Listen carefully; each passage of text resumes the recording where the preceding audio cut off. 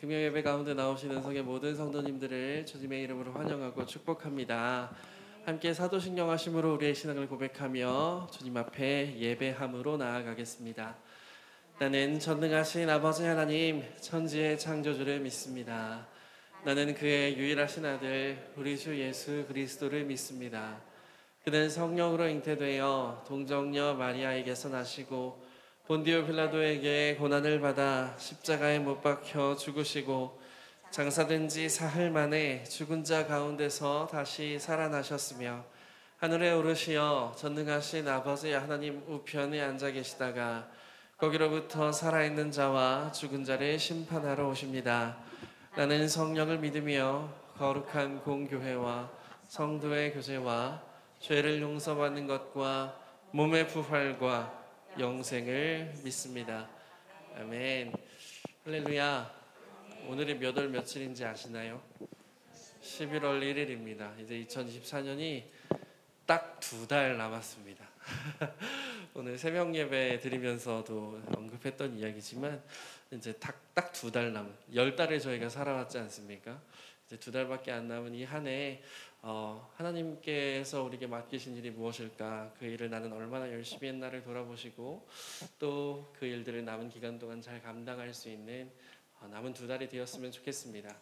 그런 의미에서 우리 이제 내년을 또 준비해야 되잖아요. 그래서 오늘부터 송구영신 예배 때까지 내년에 나눌 임례송과 결단송을 함께 찬양하려고 합니다. 그래서 우리 첫 번째로 함께 나눌 찬양은 2025년 결단의 찬양인데요. 선한 능력으로라는 찬양입니다. 혹시 아세요? 잘 모르시면 배워가시면 되겠습니다. 그러려고 부르는 거니까요. 자, 이 시간 함께 찬양하시고 또 가사를 마음에 새기시고 그냥 흘러가는 멜로디로 버리지 마시고 또 우리의 마음을 담는 이 찬양의 시간이 되었으면 좋겠습니다. 함께 찬양하겠습니다.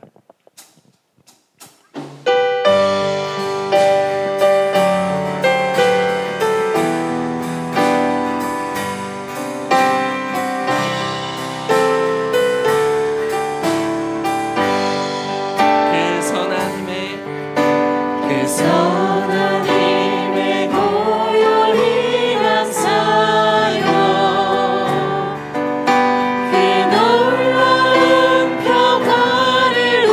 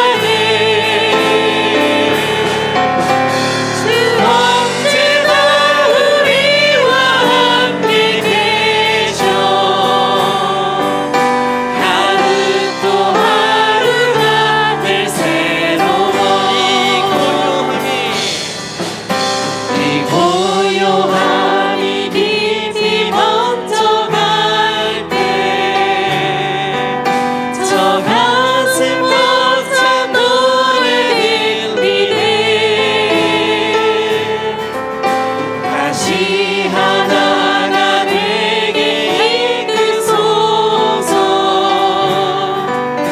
당신의 빛이 빛나는 우리 4절 다시 한번 찬양합니다. 이 고요함이 깊이 퍼져갈 때 저 가슴 벅찬 노래 들리네. 다시 하나가 되게 이끄소서. 당신의 빛이 빛나는 이 밤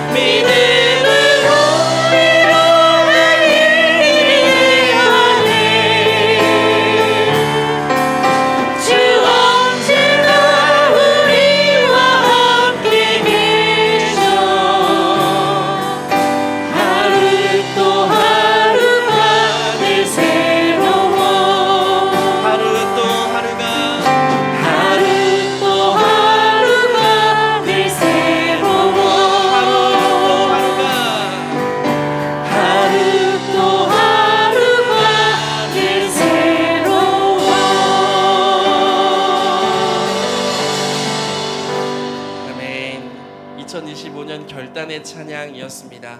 이 찬양으로 많은 은혜 누리는 우리 은성의 모든 성도님 되셨으면 좋겠습니다. 우리 한 번 더 찬양하실 때에 기쁨으로 박수 치시면서 함께 찬양하며 나아가시겠습니다.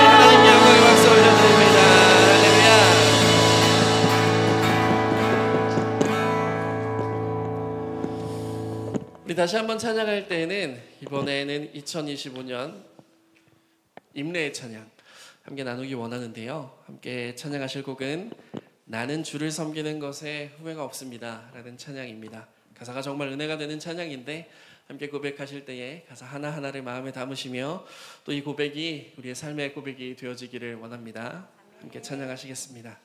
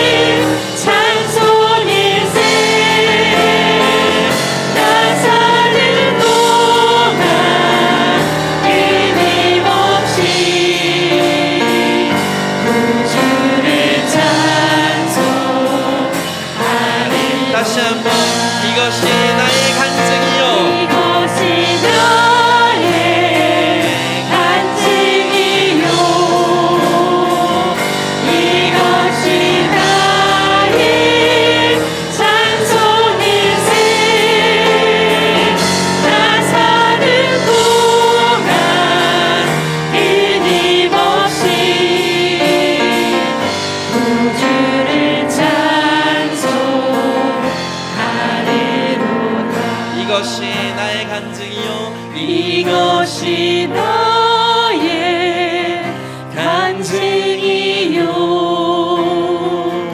이것이 나의 찬송일세 나 사는 동안 끊임없이 구주를 찬송하리로다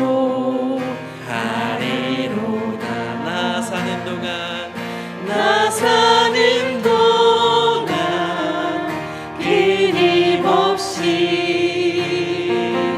구주를 찬송하리로다.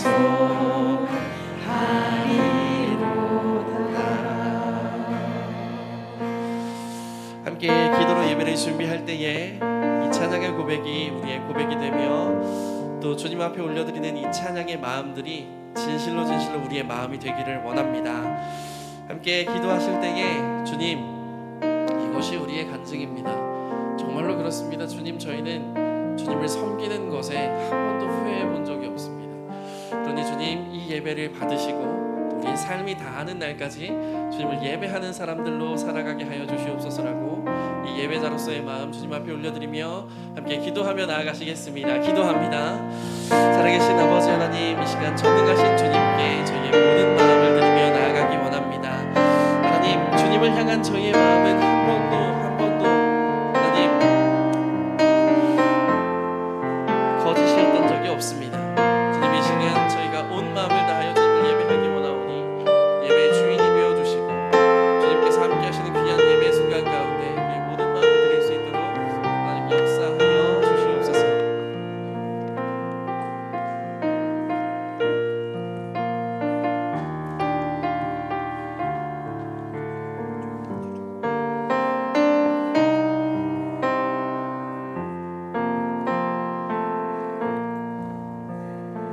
사랑과 은혜가 충만하신 하나님 아버지, 만유를 회복하시기 위하여 사랑하는 아들 독생자를 이 땅에 보내주시고 아무 흠도 없으신 우리 주님께서 우리를 대신하여 십자가에 오르사 모든 허물과 병을 짊어지시고 이 모든 것을 내어주신 크신 사랑 앞에 진심으로 감사드립니다. 어두웠던 저희들을 온수된 죄악의 담을 허시고 용서와 사랑으로 주님 안에서 화목케 하시어 생명의 악노릇하게 하신 주님, 그 무엇으로도 다 표현 못하며 감사밖에는 그저 부족한 것뿐입니다.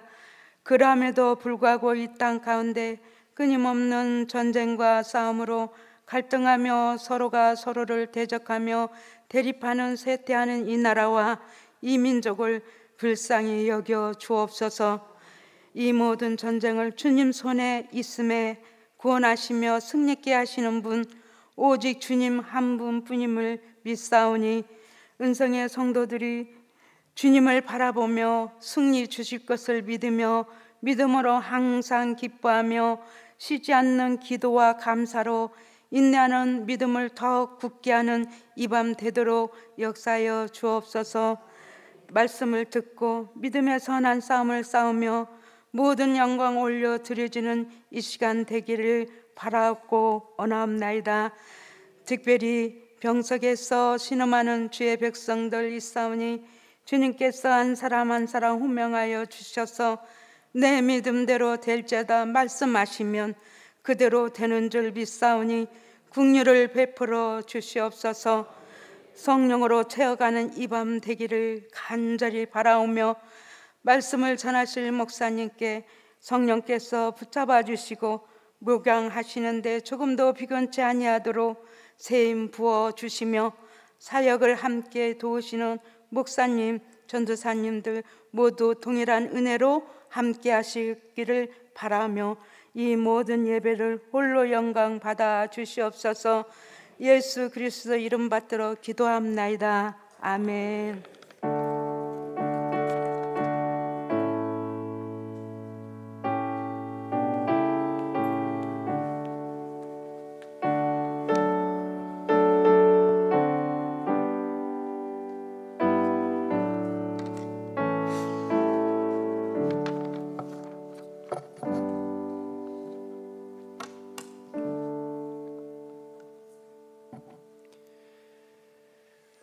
할렐루야. 오늘 예배 가운데 나오신 모든 분들을 주님의 이름으로 축복합니다. 옆에 계신 분들과 함께 인사하겠습니다. 잘 오셨습니다. 잘 오셨습니다.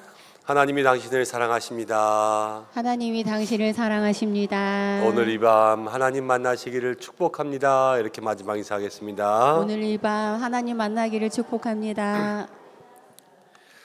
10월이 다 지나고 이제 11월에 시작이 되었습니다. 하나님께서 이 한 달도 우리와 함께 하시기를 간절히 소망합니다.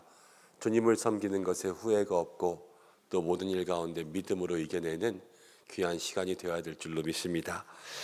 오늘 주시는 말씀은 요한계시록 13장입니다. 요한계시록 13장 1절부터 18절까지의 말씀.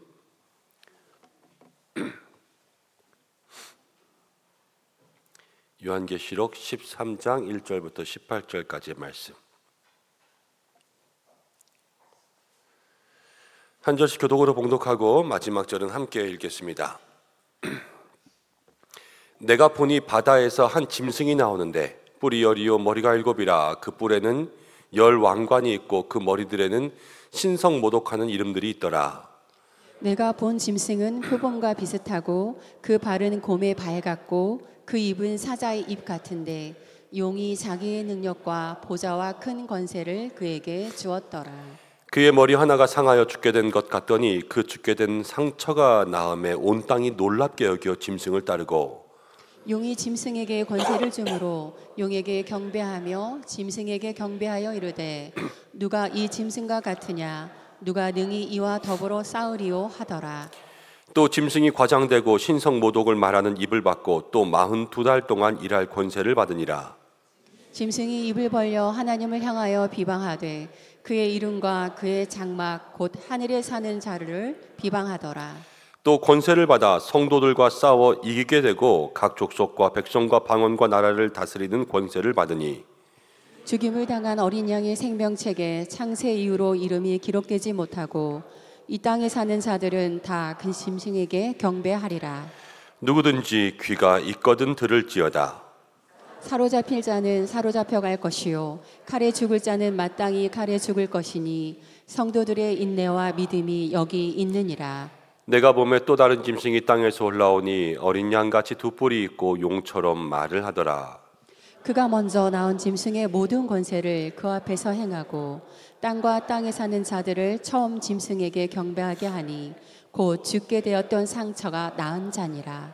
큰 이적을 행하되 심지어 사람들 앞에서 불이 하늘로부터 땅에 내려오게 하고 짐승 앞에서 받은 바 이적을 행함으로 땅에 거하는 자들을 미혹하며 땅에 거하는 자들에게 이르기를 칼에 상하였다가 살아난 짐승을 위하여 우상을 만들라 하더라. 그가 권세를 받아 그 짐승의 우상에게 생기를 주어 그 짐승의 우상으로 말하게 하고 또 짐승의 우상에게 경배하지 아니하는 자는 몇이든지 다 죽이게 하더라. 그가 모든 자 곧 작은 자나 큰 자나 부자나 가난한 자나 자유인이나 종들에게 그 오른손에나 이마에 표를 받게 하고 누구든지 이 표를 가진 자 외에는 매매를 못하게 하니 이 표는 곧 짐승의 이름이나 그 이름의 수라. 지혜가 여기 있으니 총명한 자는 그 짐승의 수를 세어보라. 그것은 사람의 수니 그의 수는 666이니라. 아멘. 이 말씀을 통하여서 하나님께서 우리에게 은혜 주시기를 간절히 소망합니다. 오늘 요한계시록 13장인데요. 저희가 한 주마다 한 장씩 이렇게 하고 있는데 가만히 살펴보니까 이렇게 해서는 올해 안에 요한계시록을 끝까지 다 못 끝내겠더라고요. 임직식을 위한 기도회가 한 주간 있으면서 또 그때는 우리 임직자들과 함께 기도회 밤 지내고 또 이제 12월까지 해서 얼마 남지 않았고 1월 달에는 저희가 21일 새벽 기도회 하면서 그때는 금요 철야 기도회로 모이지 않고 토요일 날까지 새벽 기도회를 하지 않습니까? 그렇게 생각하니까는 올해 말까지는 끝내야지 내년도에 흐름이 끊어지지 않고 갈 텐데 다 못 끝낼 수도 있겠다 하는 생각이 듭니다. 그래서 중간중간에 이렇게 조금 건너뛸 부분들은 건너뛰고 어쨌든 올해까지 다 해서 22장 마치고 또 몇 년 정도 지나면 한 번 더 볼 수 있는 기회들이 있겠지요. 그때 요한계시록 특강 반을 만들든지 아니면 저희가 성경 공부를 다시 한번 하든지 그러면서 계속 또 복습하고 공부할 수 있는 그런 기회가 있으니까 또 그렇게 생각하시고 기도하고 또 말씀들 묵상하시면 좋겠습니다. 오늘 함께 기도하고 오늘은 666 나오는 장인데요. 여러분들 함께 말씀 나눌 수 있도록 하겠습니다. 고마우신 아버지 하나님 감사합니다. 오늘 금요 기도회 가운데 나왔습니다. 하나님께서 우리 가운데 함께하여 주셔서 주의 은혜가 있게 하여 주옵소서. 요한계시록 시간 묵상합니다. 하나님 어려운 말씀이기도 하고 비유의 말씀들도 많고 워낙 또 이전에 여러 가지 소문과 또 비유에 대한 해석과 또 잘못된 가르침들도 많고 그래서 여러 가지로 우리의 마음속에 분별을 가지고 가야 되는 말씀이나 하나님 이 말씀이 어렵기만 하고 또 이 말씀이 매주 이어지면서 우리의 마음과 가슴 속에 기억되지 않을 때들도 많습니다. 그러나 그때마다 필요한 은혜들이 꼭 마음 가운데 새겨질 수 있도록 인도하여 주셔서 이 말씀이 어느 때라도 하나님 진리를 분별할 수 있는 기준되는 말씀 될 수 있도록 도와주시고 또 마지막 때에 아니면 이 요한계시록의 시대에 살던 초대교회 성도들처럼 핍박의 때가 찾아올 때에 우리도 이 말씀 기억하며 믿음의 힘을 낼 수 있도록 역사하여 주옵소서. 예수님의 이름으로 기도드립니다. 아멘. 오늘 말씀에는 여기 맨 마지막에 사람의 수, 짐승의 수 666이라는 이야기가 나옵니다. 666 그러면은 우리가 뭐 교회 다니면서 많이 들어봤던 그러한 수죠. 666 짐승의 표. 이 짐승의 표를 받으면 우리가 구원받은 삶이 다 멸망하고 우리가 천국에 들어갈 수 없고 우리의 영혼을 다 짐승에 뺏기게 된다. 이렇게 이야기했었고 또 666 짐승의 표가 지금보다는 한참 전의 얘기인데요. 뭐 한 5년, 10년쯤 된 것 같아요. 한참 베리칩 얘기 나올 때 혹시 베리칩이란 단어 기억하십니까? 그 베리칩 이야기 나올 때 이 666이 한참 이렇게 사람들에게 짐승의 표 이렇게 됐었고 베리칩보다 조금 더 전에는 뭐 나올 때 또 짐승의 표 그랬냐면요. 바코드 나올 때 그 바코드가 우리에게 다 찍힐 것이다. 그래서 그거 받으면 짐승의 표다. 그러면서 사람들이 너무 힘들고 혼란스러워하던 그런 때가 있습니다. 요한계시록에 대한 많은 책들을 보시면 여러분 이 666에 대한 것들을 많이 해석하지는 않습니다. 이 숫자에 대해서 꼭 큰 의미를 부여하진 않아요. 그렇지만 그 이후에 요즘 시대를 사는 사람들에게 여러 가지 마음의 두려움을 불러일으키기에 충분한 것이기도 하고 또 잘 모르니까요 여러 가지 해석으로도 할 수 있어요. 근데 어느 것이 다 맞다 이거 주님 오셔야지 알겠지요. 또 저도 확정지어서 이거다라고 할 수는 없지 않습니까? 그렇지만 오늘 몇 가지들을 이야기해 보려고 합니다.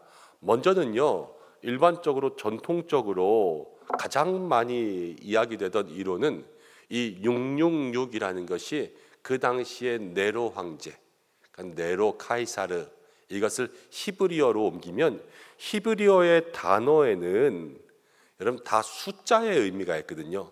이 숫자를 다 합치면 666이라는 거예요. 그래서 우리가 사람에 대해서 요즘에도 여러분들 우리가 그냥 통용되는 그러한 사람들이 있죠. 연예인들 잠깐 예로 들어볼까요? 메뚜기 그럼 누구예요? 다 알잖아요. 이거 봐요. 근데 그 당시에 여러분 기독교가 핍박받던 그런 시대였어요. 그런데 핍박하던 사람의 가장 앞에서 핍박하던 왕이 네로 황제였습니다. 그럼 네로 황제에 대해서 이 짐승이 666, 이 네로다. 하나님께서 우리에게 적그리스도처럼 사탄의 앞잡이가 돼서 지금 우리를 공격하는 사람이 네로다. 이렇게 책에 기록해놓고 쓸 수 있겠어요? 없겠어요? 없죠. 그렇게 쓰면 잡혀가는 거예요. 우리도 옛날에 70년대, 60년대 이런 때는 한 불온 선전물 같은 그런 책들 나라에서 그렇게 딱 찍어놓고 그거 보기만 해도 잡혀갔잖아요. 그것처럼 그 당시에 네로 왕제의 이름을 잘못 발설하고 잘못 쓰는 것만으로 해도 충분히 그게 문제가 될 수 있는 거예요. 그렇지만 그 책과 기록과 사람들의 말 가운데 요즘에 666이 조금 노망났다며 666이 지금 미쳐간다며 666이 마지막 발악을 하고 있다며 그러면 우리는 공식적으로 네로 황제를 이야기하지는 않는 거예요. 그렇지만 초대교회 모든 사람들에게는 다 그것을 통하여서 의사소통이 될 수 있는 거죠. 그래서 이 666은 네로 황제다 이렇게 이야기하는 그러한 설들이 많이 있습니다. 그리고 난 이후에 이제 이 666은 또 하나 이렇게 설명하기도 합니다. 성경 가운데 우리가 생각할 때 7그럼 완전수죠. 7, 그렇죠? 이 7보다 하나가 없는 6은요 미완수, 그래서 불완전하다 그러는 거예요. 그러니까 완전함에 늘 하나가 모자라요. 그런데 완전함에 하나가 모자라는 수가 연속 3개나 있으니까요 불완전하고 불완전하고 불완전하고 미완성 미완성 미완성, 미완성의 끝판왕이에요. 이 짐승이라는 것이, 사탄이라는 것이, 우리를 괴롭히는 마귀라는 것은 완성될 수가 없고 그것은 미완의 인생이다 이렇게 설명하는 학자들도 있습니다. 또 베리칩 이렇게 이야기했죠. 여러분 베리칩이라는 게 지금도 다 쓰고 있어요. 핸드폰, 국산 핸드폰 쓰시는 분들은 아마 삼성 제일 많이 쓰실 텐데 삼성페이 쓰시죠? 삼성페이든 신용카드든 거기서 쓰는 방식이 NFC 아니에요. 이 NFC라는 것이 근거리에서 일어나는 커뮤니케이션이거든요. 근데 이 NFC 말고 조금 더 확장된 범위가 라디오 주파수를 가지고 쓰는 게 이제 RFID예요. 그런데 이것은 라디오 주파수를 가지고 그 아이덴티피케이션을 확인하는 그러한 방법들이거든요. 근데 NFC랑 거의 비슷한 방법이에요. NFC는 한 번 찍을 때마다 한 개를 알 수 있고 RFID는 한 번 찍을 때 동시에 여러 개를 알 수 있는 그러한 방식이라서 조금 더 확장된 방식입니다. 근데 맨 처음에 그 RFID가 발전되었을 때 요만한 그 쌀알 만한 그러한 칩들을 살 속에 이렇게 주입하면 그것을 통하여서 그 사람이 어디를 가든지 신원을 확인할 수 있고 그 사람이 요거 하나만 딱 비치면 그 사람의 모든 정보들을 다 알 수 있다고 그렇게 이야기했어요. 그런데 그것과 같이 생각하면 돼요. 애완동물 요즘에 키울 때, 애완동물 키울 때는 꼭 애완동물에게 이식칩 넣어줘야 되죠. 그래서 어디서 애완동물을 동물보호소에 딱 잡아서 그거 찍으면 이게 누구네 집 개구나 이걸 알아서 연락하잖아요. 그런 것처럼 이 생체 칩이 사람들에게 앞으로 쭉 이렇게 배포될 건데 그 생체 칩을 데이터들을 다 저장하는 그러한 저장 컴퓨터가 그 당시 EU 연합국의 의장 국가가 벨기에에 있었는데 이 벨기에에 그 슈퍼컴퓨터가 저장되어 있다는 거예요.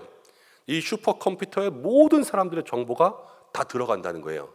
근데 그 슈퍼컴퓨터의 이름의 약자가 BEAST라 그랬어요. 비스트, 짐승이죠. 원래는 이름이 길어요. 뭐 비 어쩌고 저쩌고 이런데 그 앞 글자만 따면 비스트. 그래서 우리에게 다 입력되는 생체 칩 RFID의 모든 정보는 EU 연합 국가를 통하여서 벨기에에 있는 비스트라는 슈퍼컴퓨터에 다 들어간다. 그렇기 때문에 그거를 받으면 짐승의 표가 모든 나라의 연합을 통하여서 우리의 정보를 다 가지고 와서 우리를 하나님께로 데려가지 못하게 한다. 이렇게 이야기했습니다. 잘 기억 안 나시죠? 이런 것들. 근데 조금만 인터넷 검색해 보세요. 인터넷 검색해서 짐승의 표 666, 베리칩 뭐 이렇게 나오면요. 여러분 그런 내용들이 쭉 나옵니다. 쭉. 근데 그 내용들을 가지고 점점 공부하기 위해서 여러분들이 정말 EU 연합의 슈퍼컴퓨터를 가지고 있고 그 슈퍼컴퓨터의 이름은 비스트고 이런 것들을 다 검색해 보면요.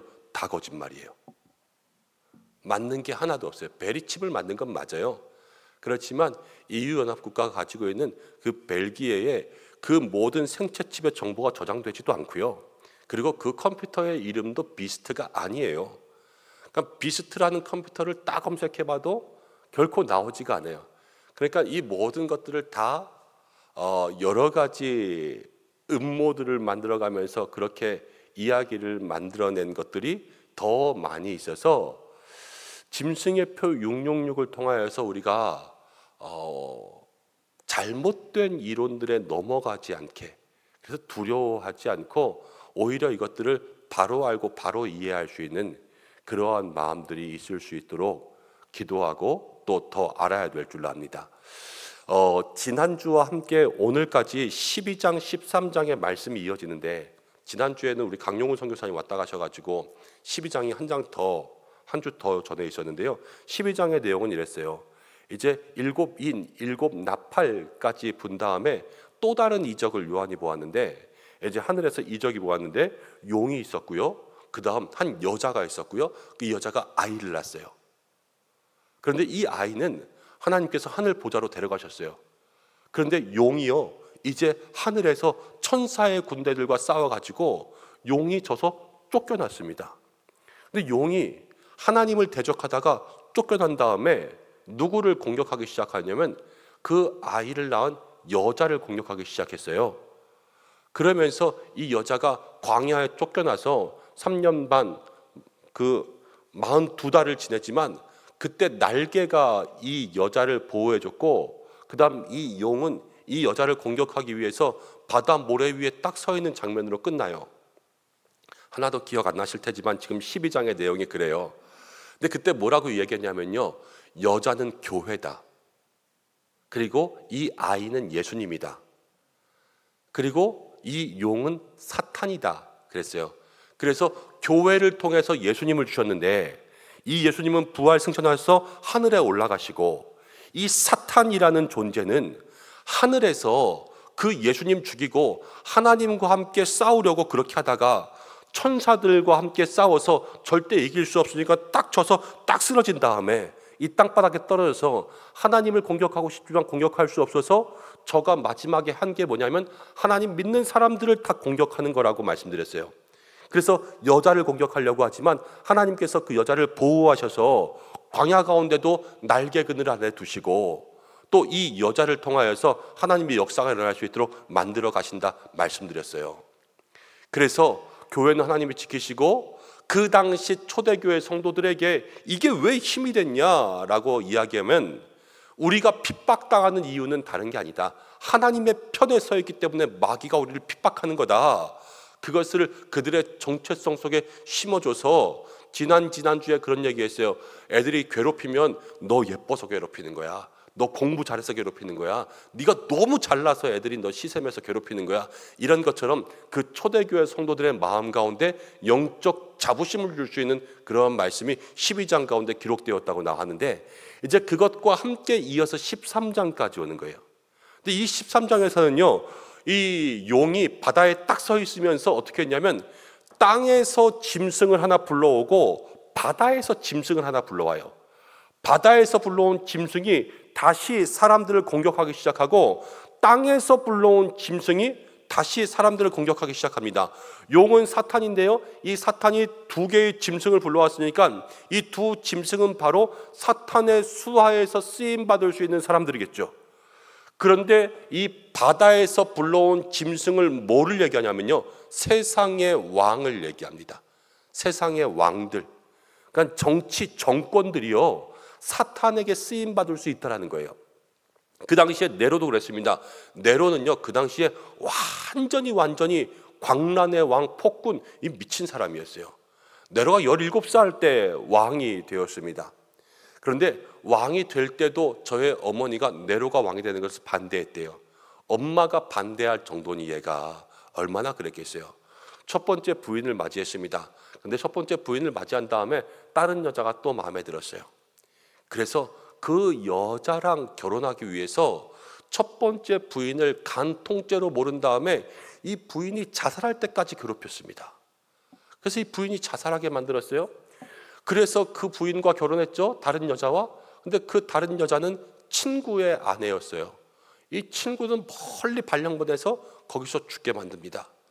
그런데 이 2번째 아내와도 결혼 생활하면서 임신했는데, 임신한 부인을 폭행해서 아이는 죽었고 나중에 부인도 괴로워서 병에 걸려 죽었습니다. 어머니 반대했다 그랬죠. 결혼할 때도 어머니가 반대했거든요. 어머니도 죽였어요, 이 네로 황제가. 그리고 기독교인들 핍박하면서 잡히는 대로 다 잡아가지고 다 죽이고 처형시키고 사자굴에 던지고 가죽 뺏기고 그래서 죽였죠. 그 다음 모든 역사학자들에 의하면 로마 시내의 화재의 책임은 사실 네로인데 네로가 기독교인들을 핍박했다 이렇게 했죠. 마지막에 네로는 또 자살했어요. 자기가. 그러니까 이 네로라는 사람은요 완전히 사탄의 수하에 쓰임 받을 수밖에 없는 그런 사람이었어요. 그러니까 그 세상 왕 그를 사단이 얼마나 그를 통해서 그리스도인들을 괴롭히고 있는가 그것들을 알려주고 또 이 세상 왕만 그리스도인들을 괴롭히는 게 아니었어요. 이 땅에서 나온 짐승들은요 거짓 선지자들을 얘기해요. 거짓 선지자들. 그래서 그 사람들이 얼마나 지금 그리스도인을 괴롭히고 있는가 이 두 가지 괴롭힘이 여기에 나오는데요. 그러나 괴롭힘 가운데서도 그냥 성경은 괴롭힘 가운데 끝나지 않아요. 이제 이 다음 14장에 가면요 그 괴롭힘과 끔찍한 핍박과 박해 가운데도 마지막에 다시 그 가운데 인내한 14만 4천 인침받은 자들의 놀라운 찬양이 이 성경 가운데 나옵니다. 세상 가운데 고난이 이렇게 다가오지만 이 고난 가운데 우리가 반드시 참고 견디고 이겨야 될 이유가 있다. 왜냐하면 이건 지는 게 아니라 승리로 끝나니까. 이게 전체적인 내용의 주제예요. 근데 오늘 이것을 통하여서 우리가 몇 가지 함께 기도할 제목들 같이 붙들어 보겠습니다. 자, 1절부터 보겠습니다. 내가 보니 바다에서 한 짐승이 나왔습니다. 한 짐승 나왔는데 이건 나쁜 사람이겠죠. 뿔이 10이었습니다. 머리가 7이었습니다. 뿔에는 10왕관이 있습니다. 머리에는 신성을 모독합니다. 일단 신성 모독한다 그랬으니까 이거는 악역이에요. 악역. 그런데 2절에 내가 본 짐승이 표범과 비슷하고 그 발은 곰발 같고 표범의 곰발에 입은 사자 같은데 용이 그에게 모든 권세를 다 주었습니다. 여러분 이거 딱 보면은 떠오르는 거 있으세요? 여러분들은 없으시겠죠. 근데 초대교회 성도들은 이걸 딱 보면 떠오르는 게 있어요. 다니엘 7장을 가면요 4마리 짐승에 대한 환상이 나옵니다. 그 4마리 짐승에 대한 환상이 사자와 곰과 표범과 10뿔 달린 짐승이에요. 근데 그게 보여주는 게 뭐냐면요 사자, 곰, 표범, 10뿔 달린 짐승은 그 당시에 바벨론과 페르시아와 그리스와 로마를 나타낸 거였어요. 그러니까 이 짐승들이 지금 다 몰려있는 거예요. 표범 같은데 발은 곰, 그 다음 입은 사자, 그 다음 뿔들이 막 있는, 그러니까 그 당시에 나온 모든 나라들을 싸그리 다 모아서 보여주는 거예요. 나라라는 것이 정치와 정권, 왕이라는 것이 사단이 저들을 붙들어서 우리를 괴롭히게 쓸 수 있구나. 이것들을 지금 성경이 또 요한이 환상을 통해서 우리에게 보여주는 거예요. 여러분 우리가 설교 시간에 정치 얘기를 하면 됩니까? 안 됩니까? 안 하는 게 좋죠. 안 하는 게 좋죠. 여러분 그러나 정치를 위해서도 우리는 기도하고요. 알기는 알아야 돼요. 그런데 이 설교 가운데 정치가 들어가면 건강하지 못한 해석들을 많이 하니까요. 하지 않는 거예요. 그러나 여러분 정권이 여러분들의 믿음에 영향을 줄 수 있어요. 어떤 정권과 어떤 정치가가 있느냐에 따라서 이 나라 전체에 믿음에 영향을 줄 수 있는 거예요. 왜냐? 지금 사단이 이 나라의 왕들을 붙잡고 그렇게 사용하니까 그 당시에도 그랬으니까 지금도 그럴 수 있는 거예요. 대통령과 정권이요 이 기독교와 믿는 자들에 대해서 우호적이냐 아니면 반대냐 이거에 따라서 믿음의 성도들과 세상이 보는 그러한 관점이 달라질 수 있는 거예요. 그리고 이 정권이 어떤 생각을 가지냐에 따라서 우리가 세상을 대하고 바라보는 그러한 태도가 달라져요. 제가 새벽엔가 한번 얘기한 것 같은데요. 어떤 한 미친 사람이 있잖아요. 이 사람 미쳤어요. 그런데 세상에 있는 모든 사람들이요 그 사람 안 미쳤다고 하면 안 미친 거예요. 세상에 있는 모든 사는 사람들이 저 사람 정상이네 그러면 안 미친 거예요. 그 말은 무엇이냐면 세상이 다 미치면요 다 똑같다는 거죠. 정신병원에서 그런 얘기 있다고 하잖아요. 어떤 사람이 변기에서 이렇게 앉아있는데 옆에 있는 사람들이 뭐하냐 그랬더니 나 지금 고기 잡으려고. 그렇게 하니까 옆에 있는 정신병자들이 많이 잡았냐 나도 잡을까? 뭐 이렇게 얘기했다 그러잖아요. 그러니까요 그게 통용되는 순간 끝나는 거예요. 그런데 어떤 세상과 어떤 정권이 있느냐에 따라서 그 세상의 모든 가치관들이 그렇게 달라지니까 그리스도인들이 살기 힘든 거예요. 여러분, 나라를 위해서 기도한다, 정치를 위해서 기도한다, 정권을 위해서, 대통령을 위해서 기도한다, 이게 필요합니다. 왜냐하면 그게 우리들의 믿음과 연결되니까요. 잊지 말고 기도할 수 있는 기도의 제목들이 여러분들에게 생기시기를 바랍니다. 자, 그 다음 3절에 보면은 그의 머리 하나가 상하여서 죽게 된 것 같더니 그 죽게 되었던 상처가 나음에 온 땅이 놀랍게 여겨 그 짐승을 따르고. 짐승이여 머리가 상했어요. 떠오르는 거 있으세요? 이것도 초대교회 성도들은 떠올라야 돼요. 뭐가 떠올랐을까요? 지금 사단인데 짐승이 머리가 상하잖아요. 창세기에 보면 뱀에 대해서 예언할 때 여자의 후손이 뱀의 뭐를 상하게 해요? 머리를 상하게 하잖아요. 이 사탄인 거예요. 사탄. 머리를 상하게 하는 거예요. 머리를 상해서 죽게 됐는데 죽게 된 것 같더니 지금 나와서 살았어요. 그러니까는 온 땅이 그 짐승을 따르는 거예요. 이 사탄, 적그리스도, 이 세력이 죽는 것 같더니 살아나니까요, 사람들이 거기에 완전히 놀랐습니다. 그렇지만 이거는 완전히 죽었다 살아난 게 아니에요. 죽은 것 같더니 살아난 거예요. 예수님은 죽었다가 살아나셨어요. 사탄이 하나님의 영광을 흉내냅니다. 그래서 부활의 모습을 훔쳐가려고 하는 거예요. 그러니까요, 용이 짐승에게, 사단이 자기 수하에게 권세를 줍니다. 그래서 5절 말씀 가보니까 짐승이 과장되고 신성모독하는 입을 받으면서 42달 동안 광야의 모든 시간 동안 일할 권세를 받았습니다. 근데 어떻게 일하나 보셔야 돼요. 6절 말씀 가운데 보니까 짐승이 입을 벌렸어요. 이 짐승이 일하는 방법이에요. 입을 벌려서 하나님을 향하여서 비방하고 그의 이름과 그의 장막과 곧 하늘에 사는 사람들을 어떻게 했다고요? 비방했어요. 여러분, 이게 세상의 권세를 받은 사람들이 교회를 공격하는 방법이에요. 뭘로 해요? 비방, 여론으로 하잖아요. 세상 사람들이요, 기독교한테 딱 이야기하는 뭐 개독교라든가 아니면 이기적이라든가 이 교회에 대해서 가지는 이미지로서 말하는 게 딱 비방의 공격이에요. 여러분, 그런데 우리 모든 믿음의 성도들도 이 비방의 공격 가운데 여러분들을 동참시키지 마시기를 바랍니다. 분명히 말씀드리는 거예요. 분명히 말씀드리는데 교회 안에서도요, 우리가 이 사단의 비방의 방법들을 그대로 쓰는 사람들이 많이 있어요. 교회 열심히 다니고 오래 신앙생활하고 기도 많이 했다고 해도 여러분, 그래도 두 종류의 사람이 있어요. 교회 열심히 다니면서 말 안 예쁘게 하시는 분, 교회 열심히 다니면서 정말로 예쁘게 말하시는 분. 근데 안 예쁘게 하신다는 건 뭐예요? 그 말이 비방하는 말이 되는 거예요. 근데 예쁘게 말하신다는 것은 뭐예요? 뭐 아름다운 말, 미사여가 아니에요. 사람을 살리고 긍정적인 말을 할 수 있는 그런 말이 되는 거예요. 여러분들 생각해보면 주변에 그런 사람들이 있죠? 그러면은 주변에 그런 사람들, 맞아, 그 사람 이렇게 생각하지 마시고요, 나는 어떤가 생각해 보는 거예요. 나 오늘 금요예배 올 정도면 교회 열심히 다녔는데 나는 지금 내 입술은 비방 가운데 쓰임 받고 있는가, 아니면 전도와 축복과 위로 가운데 쓰임 받고 있는가? 내 입술을 따져봐야죠. 남의 입술 백날 본다고 내 입술 달라지지 않아요. 아, 정말 내 입술이 어떻게 쓰임 받고 있는가, 그것을 기억할 수 있는 믿음의 성도들 되시기를 바랍니다.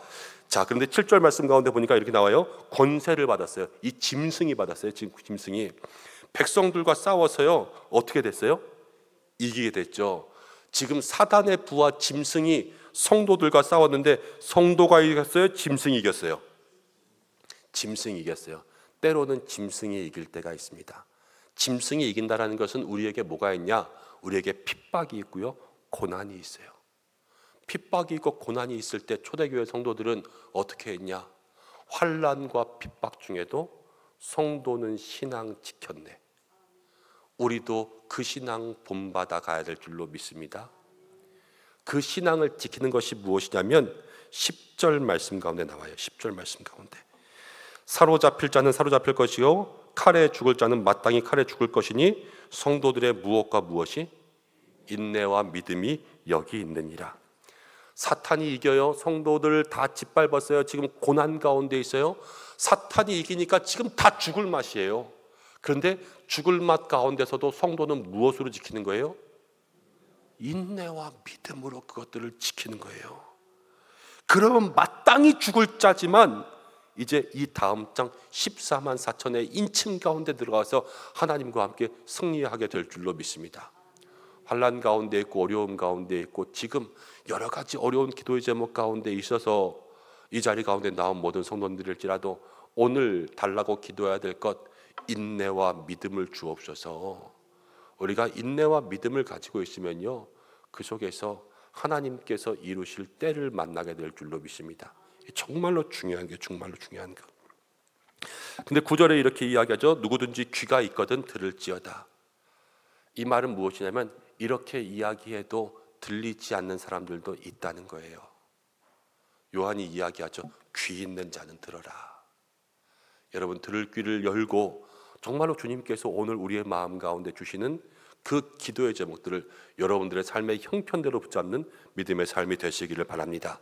자, 11절부터는요 이제 또 다른 짐승이 나왔는데, 또 다른 짐승이 땅에서 올라왔는데요, 어린 양처럼 두 뿔이 있어요. 어린 양처럼, 용처럼 말도 해요. 그런데 이 두 번째 짐승이 12절에 하는 짓이 뭐냐면, 이제 먼저 나온 짐승의 모든 권세를 가지고 그 앞에서 행하여서 땅에 사는 자들을 처음 짐승에게 경배하게 만들어요. 처음 짐승이 뭐였어요? 바다에서 나온 세상의 왕들 얘기하는 거잖아요. 거기다가 다 절하라, 그렇게 만드는 거예요. 근데 13절에 이렇게 이야기합니다. 큰 이적을 행하되 심지어 사람들 앞에서 불이 하늘로부터 땅에 내려오게 하고. 이것도 보면 생각나는 거 없으세요? 생각나는 게 있어야 되는데, 성경 구약에 나왔던 인물 엘리야, 그렇죠? 엘리야가 바알과 아세라의 선지자들과 함께 제사 드리게 할 때 하늘로부터 불이 딱 내려와서 그 제단을 다 불살르잖아요. 많은 사람들 보는 앞에서. 여러분, 거짓 선지자들도 이적을 펼칠 때가 있고요, 성경 가운데 나오는 것과 같은 그러한 일들을 우리 가운데 보여줄 때가 있어요. 그렇지만 그들의 끝은 달라요. 그들의 끝은, 우리는요, 우리라고 할게요. 다 모든 성도들은 이 시대의 올바른 목사님들이라고 할게요. 그러면 그 목사님들은 우리 성도님들에게 바른 말씀을 가르쳐서 여러분들에게 누구를 경배하라고 합니까? 하나님을 경배하라고 하죠. 예수님을 경배하라고 하죠. 여러분들에게 뭐 목사에게 절하라고 하든가 아니면 대통령을 잘 섬기십시오 이렇게 이야기합니까? 그렇지 않죠. 믿을 분 하나님밖에 없다, 목사도 믿지 마라, 맨날 이러지 않습니까? 그런데 오늘 여기에 나오는 이 불을 내려오게 하는 거짓 선지자들은요, 그 첫 번째 짐승을 섬기게 만드는 거예요. 그러니까 그 당시에 거짓 선지자와 뭐가 손잡았냐면요, 로마 카톨릭이 부패하면서 이 종교와 정치가 만났잖아요. 그러면서 종교도 그렇고 정치도 그렇고 다 돈을 밝히고 권력을 밝히고, 그러니까 그들이 부패하기 시작했잖아요. 이 당시에 이 권력자들과 함께 붙었던 나쁜 거짓 선지자들, 종교 지도자들, 이런 사람들이 정치인들과 함께 있으면서 그들에게 신성, 그러니까 황제 숭배를 하게 하고, 또 이 로마에게 절하게 하고, 이 신성 로마 제국을 믿으라고 하고, 이런 사람들을 지금 사단의 수하에 있는 그런 사람들이라고 이야기하는 거예요. 그러면서 그들이 했던 것, 15절에 짐승의 우상에게 경배하지 않은 자는 몇이든지 다 죽이게 하더라. 이 사람들이 또 했던 일이 뭐냐면요, 고발하는 거예요. 여기 지금 숨어서 예수님만 믿고 있어요 하는 그 사람들을 다 식별해서 관아에 고발하는 거예요. 그럼 로마에서 다시 그 사람들을 잡아서 단체로 처형하고 죽이면, 그 상황 가운데 지금 초대교회 성도들이 신앙생활하고 있었고, 요한은 그들에게 말씀을 주는 겁니다. 그러면서 16절, 17절 이 표를 받게 했어요. 가난한 자, 작은 자, 큰 자, 뭐 부자, 자연이나 그 오른손이나 이마에 다 표를 받게 하고, 누구든지 이 표를 가진 자 외에는 뭐를 못하게 했어요? 매매를 못하게 했어요. 이 표는 곧 짐승의 이름이니 그 이름의 수라. 지혜가 여기 있으니 총명한 자는 그 짐승의 수를 세어보라. 여기서 똑똑한 사람이면 그 짐승의 수를 잘 세어봐라. 이거 666이다. 뭔가 이렇게 암호가 있는 것 같죠. 그 시대의 사람들이 아니니까 우리는 정확히 모르지만 이 말 통하여서 이 666을 풀면 그 당시 사람들에게 알 수 있는 암호가 있었던 거예요. 여러분, 근데 저는 여기서 이렇게 이 16절부터 18절을 우리의 마음 가운데 받았으면 좋겠습니다. 모든 사람들이 이마나 또 손에 표를 받는데 이 표가 어디에 써야 되냐면 물건 사고 파는 데 써야 돼요. 물건을 사고 판다라는 것은 일단 먹고 사는 일에 관련된 모든 것들을 이야기합니다. 근데 이거를 안 받으면 그거를 못 하는 거예요. 요즘으로 다 변환시켜서 이야기할게요. 이 표를 받으면 다 잡혀간다라고 해보겠습니다. 그런데 이 표를 안 받아야지만 내가 믿음을 지킬 수 있다. 그럼 나 혼자 예수를 믿는다 하면 이 표 안 받고 어디 산에 올라가서 뭐 토끼 사냥해서 먹든가 아니면 그러고 과일 따먹든가 흐르는 물에 가서 그물 던져서 물고기 잡아먹든가 그러고 살다가 못 먹으면 죽으면 되죠. 뭐 천국 가고 하나님 만나고 예수님 만나고 그럼 되지 않겠어요. 어차피 나 혼자인데. 그런데 가족과 함께 있다고 생각해 보세요. 애들 등록금을 내려면 이게 있어야 돼요. 애들 신발을 하나 사려도 이게 있어야 되고요. 애 입에 뭐 빵이라도 하나 넣어주려면 이게 있어야 돼요. 그러면 그때서부터 문제는 달라져요. 여기서 이 짐승의 표가 하는 것이 뭐냐면 매매라는 거거든요. 이것 때문에 뭐 고난을 받고 안 받고 이런 문제가 아니에요. 이 짐승의 표가 유일하게 사람들한테 주는 이익은 매매밖에 없어요. 이 돈이 생기는 일이란 말이에요. 근데 그 당시에 돈이라는 필수품이 이 그리스도인들에게는 막혀버리는 거예요. 빵을 살 수도 없고 밀을 살 수도 없고 물을 살 수도 없고 밥을 살 수도 없고 아무것도 살 수가 없어요. 그러면 어떻게 되겠냐는 거죠. 그냥 내가 혼자 해가지고 애들 가르치고 또 애들하고 뭐하고 이렇게 하냐? 그렇지 않았을 거예요. 가족을 위해서, 생계를 위해서, 먹고 살리를 위해서 이 믿음을 포기하는 일들이 생겨날 수밖에 없었어요. 죽으니까 나는 죽어도 괜찮지만 갓난 태어난 애가 분유조차 못 사 먹으니까 어떻게 해요? 어쩔 수 없는 거죠. 그냥 지하 교회에 있다가 데리고 나갈 수밖에 없는 거예요. 얘라도 살려야지. 나중에 주님 오실 때 그때 다시 하나님 우리 이해해 주시겠지. 여러 가지 신앙의 합리화들이 생기면서 여러분, 우리의 삶 가운데 가장 큰 시험이 뭘까 생각해 보세요. 가장 큰 시험이 뭘까? 여러분, 가장 큰 순종이 성경 가운데 나온 것이요, 아브라함의 순종이에요. 자식을 드렸잖아요. 그렇죠? 자식을. 가장 큰 시험이 뭐냐면 가족에 대한 시험이에요. 가족에 대한 시험. 선교사님들이 이야기할 때 선교 가기 제일 힘들 때가 언제냐? 부모님 두고 선교 갈 때라 그래요.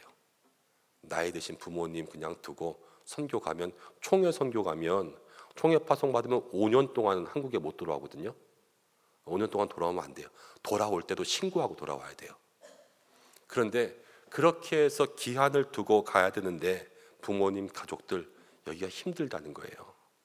물론 기도해 주겠지만 여러분, 그런 시험이 찾아올 때 그러나 그 모든 것 가운데도 성도들의 인내와 믿음으로 가장 잔인한 신앙의 시험까지도 우리의 마음속에 각오하고 있으면 그때 우리에게 진정한 승리를 주는 분은 하나님이 계시다라는 것을 이제 넘어가면 14장 요한계시록 그 뒤로부터 우리에게 이야기해 주는 것입니다. 여러분, 여기는 이 매매라는 짐승의 표가 가장 잔인한 시험이라고 이야기했죠. 여러분들에게 가장 잔인한 시험은 뭡니까? 그게 여러분들에게 짐승의 표입니다. 짐승의 표 다른 게 아니에요. 그 짐승의 표를 받으면 무엇이 됐든지 간에 믿음에서 떨어지는 거 아닙니까? 여러분들에게 가장 어려운 시험이요, 짐승의 표가 되고요. 그 어려운 시험이 누구에게는 돈이 될 수 있고, 누구에게는 자식이 될 수 있고, 누구에게는 관계가 될 수 있고, 누구에게는 가족이 될 수 있는데, 어쨌든 그 가장 어려운 시험을 통과하지 못하면 우리는 짐승의 표를 받는 것과 똑같단 말이에요. 그리고 그 어려운 시험을 통과할 때에 이제 이 다음에 나오는 믿음의 귀한 승리 가운데 참여해서 천상에서 하나님을 경배하는 놀라운 은혜가 우리 가운데 시작됩니다. 나에게 가장 큰 시험은 뭘까? 내가 진짜로 힘들어서 이것만큼 하나님 나 시험하지 말아주세요 하는 것이 있어도 주님 내가 그것까지도 순종할 수 있도록 하나님 나 좀 붙들어 주십시오. 우린 연약하잖아요, 그렇죠? 연약하기 때문에 주님이 붙들어 주시지 않으면 그 시험을 이길 수가 없습니다. 하나님 붙들어 주세요. 오늘 여기서 사탄과 짐승이 이겼죠. 우리도 사탄과 짐승이 이겨요, 맨날. 그렇지만 인내와 믿음이 우리 속에 늘 있게 하여 주옵소서. 기도할 때 하나님께서 우리의 삶에 다시 한번 은혜 주실 줄로 믿습니다. 오늘 기도할 것, 이 나라를 위해서 기도해야 되고요, 우리 가운데 비방을 삼가기 위해서 기도해야 될 거고요, 때로는 땅에 나온 짐승이, 바다에 나온 짐승이 우리를 괴롭히게 할 수도 있습니다.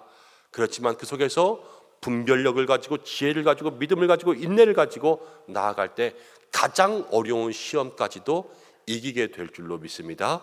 그 귀한 은혜를 누릴 수 있는 저와 여러분들 되시기를 주님의 이름으로 축복합니다. 함께 기도하겠습니다. 고마우신 아버지 하나님, 은혜와 사랑을 감사합니다. 오늘 저희를 자리 가운데 불러주시고 함께 말씀 나누고 말씀 생각하면서 또 요한계시록의 메시지를 마음 가운데 새기도록 인도하심을 감사드립니다. 아버지 하나님, 우리에게 가장 큰 시험, 가장 어려운 시험이 다가올지라도 주여 믿음으로 그것을 이길 수 있는 저희들 될 수 있도록 인도하여 주시옵소서. 하나님 말씀에 지식 주시고 하나님의 지혜 주시고 인내와 믿음 더하여 주셔서 세상에 많은 유혹도 있고 또 잘못된 가르침도 있으나 헛된 곳에 빠지지 않고 주님만 따라갈 수 있는 믿음의 성도들이 되게 하여 주시옵소서. 모든 것을 주님께 의탁드리며 예수님의 이름으로 기도드립니다. 아멘.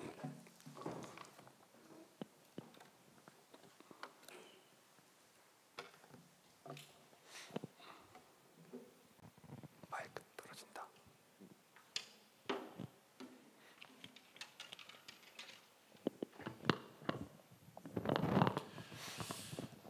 우리 들은 말씀을 기억하시며 함께 찬양하며 나아가시겠습니다.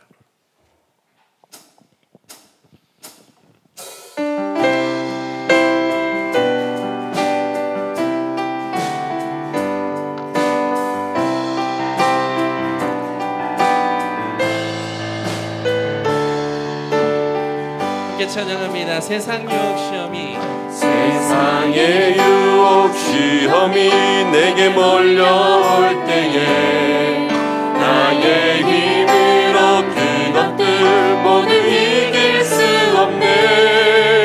거대한 폭풍 가운데 위축된 나의 영혼 어찌할 바를 몰라 헤매이고 있을 때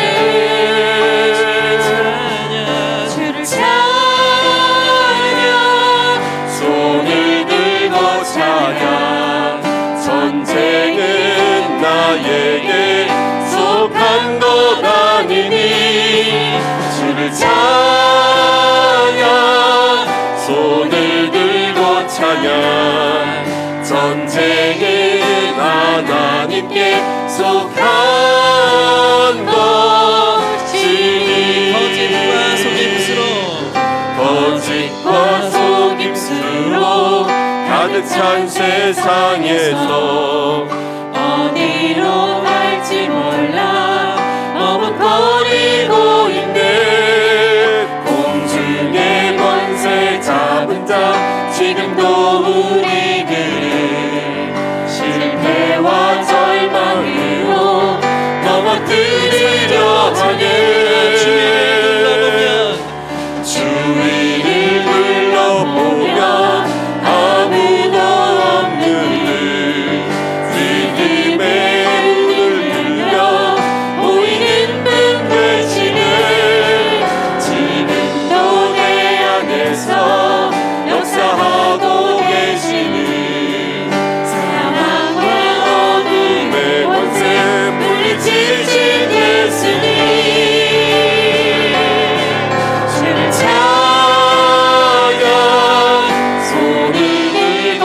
찬양 전쟁은 나에게 속한 것 아니니 주를 찬양 손을 들고 찬양 전쟁은 하나님께 속한 것 다시 한번 믿음으로 선포합니다. 주를 찬양 주를 찬양 손을 들고 찬양 전쟁은 나에게 속한 것 아니니 주를 찬양 손을 들고 찬양 전쟁은 하나님께 속한 다시 한번 고백합니다. 주를 찬양 주를 찬양 손을 들고 찬양 전쟁은 나에게 속한 것 아니니 주를 찬양 손을 들고 찬양 전쟁은 하나님께 속한 것이니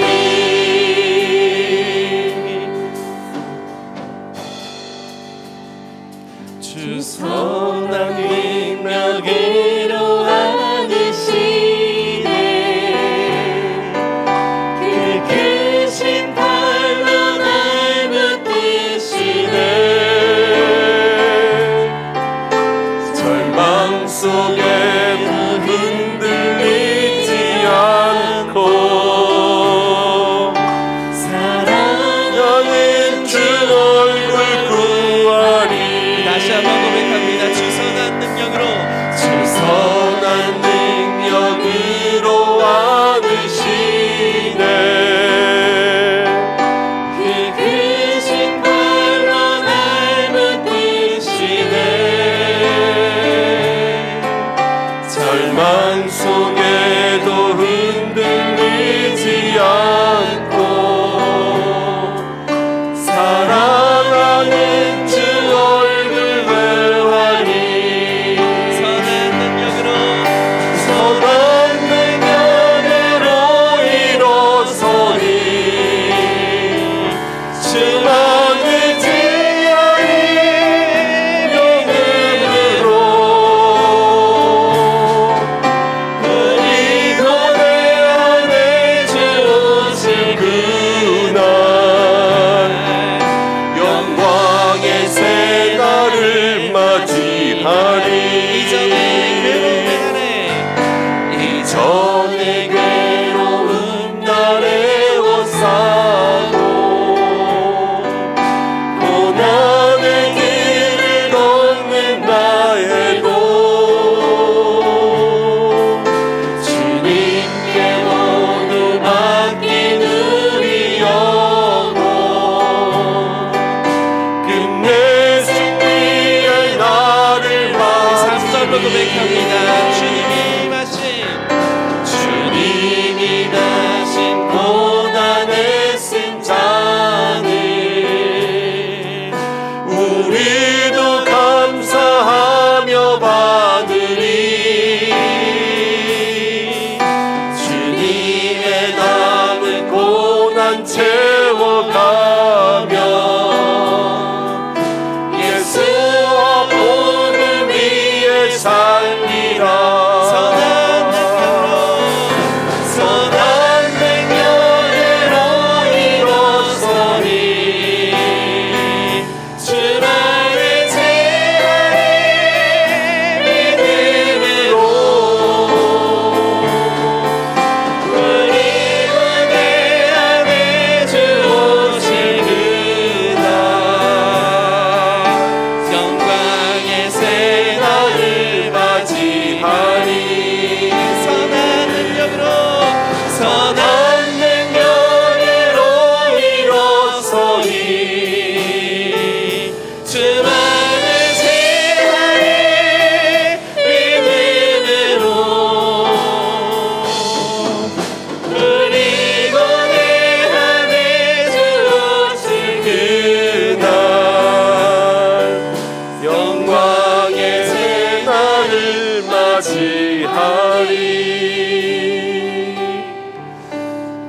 이 시간 우리 함께 기도하겠습니다. 마음 모아 기도할 것은 하나님 우리에게 먼저 성령의 은혜를 내려주옵소서. 기도의 은사를 주시고 기도의 능력을 주셔서 오늘 이 밤 뜨겁게 기도하며 주님 만나는 시간 되게 해달라고 함께 기도하겠습니다. 말씀 생각하면서 기도하겠습니다. 하나님, 이 나라를 위해서 기도할 때에 이 나라를 통하여서 우리가 온전한 믿음 가지기에 도움되게 해달라고 기도하고, 이 땅에 많은 사단 마귀의 권세가 있습니다. 그들은 믿는 자 비방합니다. 우리도 비방의 입술 가지지 않게 해달라고 여러분들 기도하시고, 모든 성도의 고난과 인내로 사단의 공격을 견디며 이겼습니다. 우리도 인내의 믿음 달라고 여러분들 기도하며, 짐승의 표 666이 이야기하는 것이 무엇일까? 오늘 우리들은 나에게 가장 큰 시험이라고 함께 나누었습니다. 내 인생의 가장 큰 시험은 무엇입니까? 그것까지도 믿음으로 이겨내며 맡길 수 있는 신앙 되게 해달라고 여러분들 말씀부터 기도하고, 세계 선교 위해서, 열방 위해서, 전쟁 가운데 있는 세계 위해서 기도하겠습니다. 나라와 민족 위해서 기도하고, 남북을 위해서, 정권을 위해서 기도하겠습니다. 교회를 위해서 기도하겠습니다. 2024년 마무리와 2025년과 11월의 추수감사주일과 임직식이 있습니다. 모든 계획 가운데 하나님께서 함께해 주옵소서 기도하고, 성도들의 가정과 모든 직분자와 우리 교역자들과 세우신 장로님들과 위원회 목장 기관 위에서, 교회학교 위에서 기도하고, 환우분들 위해서, 입시하는 자들 위해서, 특별히 가정들이 온전하여져서 가정의 문제가 해결될 수 있도록 여러분들 기도해 주시고, 사업장 위해서 기도해 주시고, 환우분들을 위해서 기도하면서 하나님 낫게 하시옵소서, 치료해 주옵소서 함께 기도하고, 각자의 삶의 기도의 제목 다 가정과 내가 알고 있는 모든 주변의 중보의 기도 제목 다 가지고 주님 앞에 기도하시다가 자유롭게 나아가시는 시간 되시기 바랍니다. 다 함께 주여 3번 외치시고 함께 기도하시겠습니다. 주여, 주여, 주여. 아버지 하나님 고맙고 감사합니다. 오늘 우리 자리가 불러주시고 함께 기도하며 말씀 나누시도록 인도하심을 감사합니다. 아버지 하나님, 이 시간 기도합니다. 우리 모든 마음과 심령 가운데 주여 성령의 비를 부어주시옵소서. 하나님, 성령의 납비가 필요합니다. 주여 아버지, 우리들에게 기도할 때에 기도의 은사, 기도의 능력을 도와주시고, 회개의 영을 부어주시고, 우리의 마음에 모든 잘못한 것, 악한 것, 더러운 것, 추한 것 주님 앞에 내어놓고 오직 주님만 바라며 믿으며 나아갈 수 있는 귀한 밤 될 수 있도록 인도하셔서, 주여 사랑하는 인생의 모든 성도들이 하나님 만나게 도와주시고, 하나님 경험하게 해주시고, 주의 음성 듣게 하시고, 보좌 앞에 나아가 엎드릴 수 있도록 주여 인도하여 주시옵소서. 하나님 앞에 기도합니다. 우리들의 기도에 와주시고 성령의 충만함 도와주셔서 하나님, 우리 모든 성도들 오늘 이 밤 성령의 뜨거움 가지고 기도할 수 있도록 주여 인도해 주시기를 간절히 원하오니, 아버지여 붙들어 주시고, 아버지여 함께 해주시고, 주님 믿음으로 역사하여 주시옵소서.